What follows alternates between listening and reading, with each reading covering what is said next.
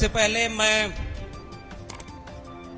ये स्पष्ट कर दूं कि आज पहली बार पार्टी के औपचारिक मंच पर अपनी बात रखने के लिए आमंत्रित हूं और इसके लिए मैं पार्टी और उसके राष्ट्रीय अध्यक्ष आदरणीय श्री अखिलेश यादव जी का आभार व्यक्त करता हूं कि उन्होंने हमें ये मौका दिया है। और ये मौका हमारे लिए इसलिए महत्वपूर्ण है कि हम तमाम लोग इस बात को जानते समझते हैं,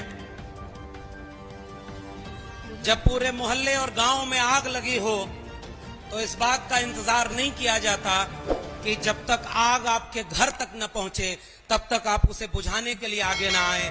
इसलिए आज हम आपके बीच में इसलिए आए हैं कि जिस वक्त भारत का संविधान खतरे में हो, सामाजिक न्याय खतरे में हो, हम सब अगर एक विचारधारा के मानने वाले लोग हैं तो हमारा ये फर्ज है, वक्त का तकाजा है कि हम सब मिल करके इस खतरे से लड़ें और इस देश और संविधान को बचाएं। इसलिए मैं आप सबके बीच में इस वैचारिक सफर का हम सफर बनने आया हूं।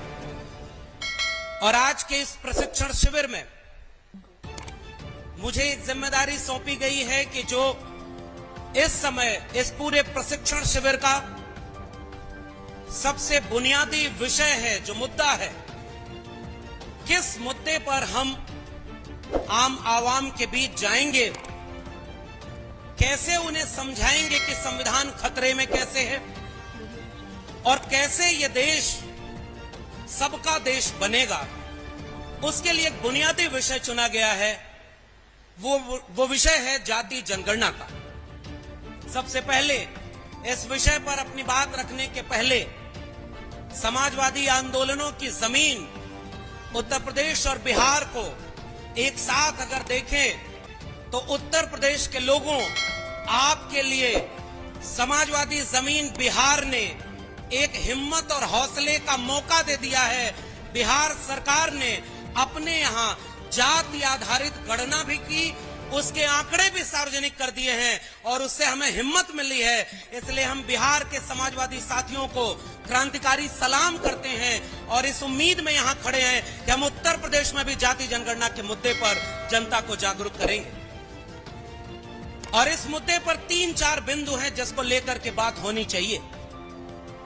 सबसे पहला मुद्दा यह है कि जाति जनगणना का मुद्दा आज 2023 में क्यों उठाया जा रहा है।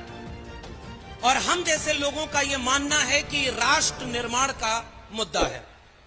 यह किसी जाति के हित के लिए नहीं, किसी जाति के खिलाफ नहीं, किसी जाति को ज्यादा किसी को कम देने के खिलाफ है, सभी को बराबर बनाने के लिए है।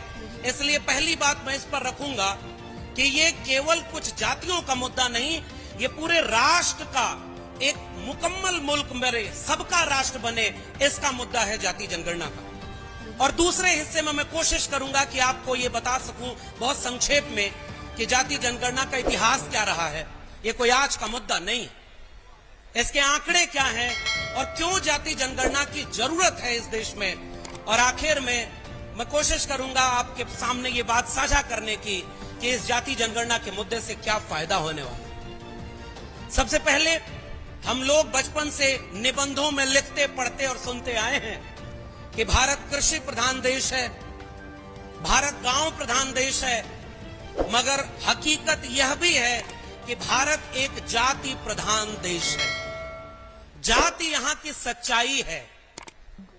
और मैं बिल्कुल शुरुआत में, इस पूरी बहस के शुरुआत में एक उदाहरण समाजवादी लोगों आपके सामने साझा करना चाहता हूं। बहुत सारे वरिष्ठ लोग बैठे हुए हैं, उनको इतिहास पता होगा, लेकिन इस इतिहास को गांव-गांव पहुंचाने की जरूरत है कि हमारे बीच में जब 2010 में संसद में खड़े होकर जाति जनगणना की मांग की जा रही थी, हम सबके अग्रणी नेता मरहूम नेताजी आदरणीय मुलायम सिंह यादव जी ने सदन में खड़े होकर एक वाक्य बोला था। मैं वो वाक्य से शुरुआत कर रहा हूं। उन्होंने कहा कि जाति समाज की गंदगी है, इसे कबूल करना चाहिए और गंदगी को कपड़े से ढक करके आप मिटा नहीं सकते, इसलिए उसे मिटाने के लिए उस गंदगी को साफ करना होगा। नेताजी ने आगे बोला कि उस गंदगी को साफ करने का रास्ता भारत के संविधान ने दे दिया है। और वो भारत का संविधान कहता है कि जो भी इस देश में हाशिए पर पड़ा है, उसको सामाजिक शैक्षणिक रूप से जो पिछड़ गया है, उसको मुख्य धारा में लाए बिना कोई भी देश पूरा नहीं बन सकता। इसलिए हम ये क्यों बात कहते हैं कि जाति जनगणना राष्ट्र का मुद्दा है, और पूरे आत्मविश्वास से लोगों को ये बात बतानी और समझानी है। अगर हमें कहीं भी विकास करना है तो हम ये पहले पड़ताल करते हैं। अगर हमें कहीं सड़क बनवानी है तो पहले इस बात का सर्वे होता है, जानकारी जुटाई जाती है कि कहां सड़क नहीं बनी है, वहां सड़क बनाने की जरूरत है तो सड़क बनेगी। कहां नाली नहीं बनी है तो पहले आंकड़े जुटाए जाएंगे, किसके पास घर नहीं है उसके आंकड़े जुटाए जाएंगे। ऐसे विकास नहीं होता कि जहां सड़क बनी है उसी पर और सड़क बनती रहे, जिसके पास घर है उसके पास और घर मिलता रहे। इसलिए राष्ट्र तब चलेगा जब उसे पता हो कि किसके पास कितना है और किसके पास क्या नहीं है। ये आंकड़ा अगर नहीं है तो राष्ट्र के नियंता अपनी नीति नहीं बना सकते।